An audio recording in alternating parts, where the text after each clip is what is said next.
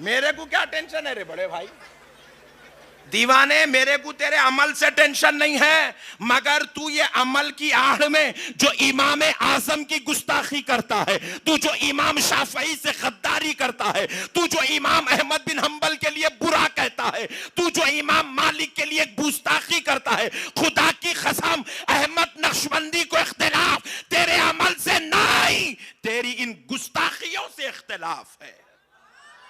اور میں جہاں جاتا ہوں کوشش کرتا ہوں نوجوانوں, دنیا میں اگر تم گناہگار ہوئے تو تمہارے لیے توبہ کا دروازہ 24 آورز کھلا ہے, توبہ کا دروازہ کھلا ہے.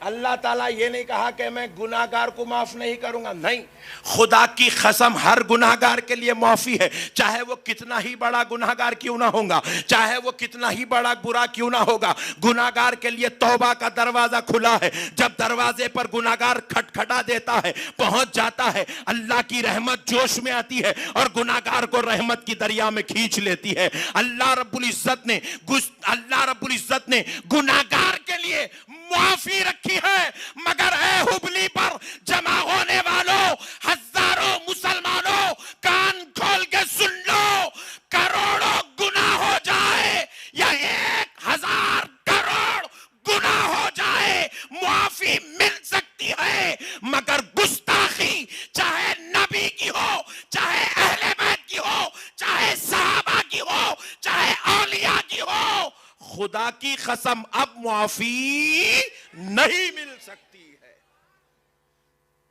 معافی نہیں ہے, گستاخ کے لیے معافی نہیں ہے. تو اہل سنت گستاخیوں سے محفوظ رہنے کا نام ہے. آپ کو اگر کوئی بولے, آپ اپنے آپ کو بولے میں سنی ہوں, تو مطلب یہ نہیں میں 2 گھٹے والا ہوں.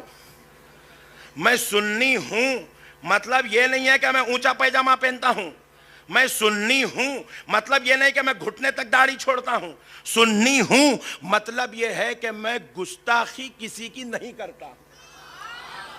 ہمارے پاس تو گھر کے سامنے آنے والے فقیر کا بھی احترام کرنا ہے, ہمارے پاس تو ہر انسان کا احترام کرنا ہے, ہمارے پاس ہر ایک کی عزت کرنا ہے, ہر ایک سے محبت کرنا ہے, ہر ایک کا پیار کرنا ہے. مسجد کا مؤذن ہو اس کا احترام ہے, مسجد کا امام ہو اس کا احترام ہے. جو 10 منٹ کے لیے ہماری امامت کرے, ہم اس امام کی بے ادبی نہیں کر سکتے جسے اللہ نے سارے ولیوں کا امام بنایا. اس غوث اعظم کی بے ادبی کیسے کر سکتے ہیں؟ جسے ہم اس مؤذن کی بے ادبی نہیں کر سکتے ہیں جو دن میں 5 منٹ کی 5 اذان دے کر ہمیں اللہ کی طرف بلاتا ہے. اگرچہ کہ اس انسان سے گناہ اور خطا ممکن ہے, ہم اس کی بے ادبی اور گستاخی نہیں کر سکتے. تو وہ بندہ نواز جس کی چوکھٹ آج بھی انسانوں کے لیے رحمت کا سبب بنی ہوئی ہے, ہم اس بندہ نواز کی گستاخی کیسے کر سکتے ہیں؟ گستاخی نہیں کرنے کا نام سنیت ہے. نبی کو اپنی جان سے زیادہ چاہنے کا نام سنیت ہے. اور ہمارا کوئی اختلاف کسی کے ٹائی سے نہیں ہے, کسی کے کوٹ سے نہیں ہے, کسی کے بوٹ سے نہیں ہے. ہمیں اگر کوئی انگلش میں تقریر سناتا ہے تو ہم بولیں گے پٹھے کنڑ میں سنا, نہیں آتا تو مراٹھی میں سنا, نہیں آتا تو ملیالم میں سنا, ہمارا کو ٹینشن نہیں ہے.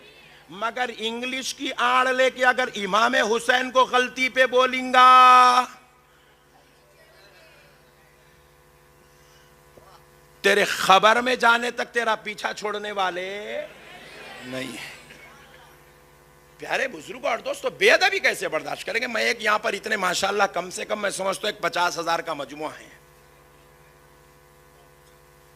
میں وہ آتے وقت دیکھا, وہاں ایک اسکرین باہر دکھا آدھا کلومیٹر دور پہ, تو میں سمجھ رہا ہوں جلسہ یہیں کرے شاید آج, کیونکہ وہ اسکرین بھی اسٹیج کے ہوتا ہے. میں حضرت کو بولا ماشاءاللہ اسٹیج یہاں ڈالے, بولے نہیں نہیں نہیں یہ تو ابھی آپ کی انٹرنس ہے. بولے اوہ ویری گڈ ماشاءاللہ. پھر اندر آیا تو سمجھا وہ اسٹیج ہے. بولے نہیں نہیں یہ بھی اسکرین ہی ہے. پھر پبلک کہاں؟ بولے اس کے پیچھے بیٹھی ہے. بولے اوہ ہو ماشاءاللہ. تو پیارے بزرگوں اور دوستو, آپ ذرا غور کر کے سنیے, یا اتنے 50,000 لوگ بیٹھے ہوئے ہیں. میں آپ سے ایک سوال کرتا ہوں, اگر کوئی آپ کے بابا کو برا بولا, آپ کیا کہتے ہو؟ چاچا آپ کیسے ہیں؟ ایسا کون کون پوچھتے؟ ہاتھ اٹھاؤ. اجی تم گناہگار, جمعے کو نماز پڑھنے والے, ابا عید کو عید نماز پڑھنے والے, ٹینشن نکو لو. مثال دے رہا ہوں سمجھانے کے لیے, آپ کے بارے میں نہیں بول رہا ہوں. ہاں, ویسا باپ جو عید کو عید نماز پڑھتا, اس کے بارے میں برا بولے تو بیٹا برداشت. اور یہ برداشت نہیں کرنا بیٹے کے فرما بردار ہونے کی علامت ہے. یہ برداشت نہیں کرنا اس کے اپنے باپ سے محبت کی علامت ہے.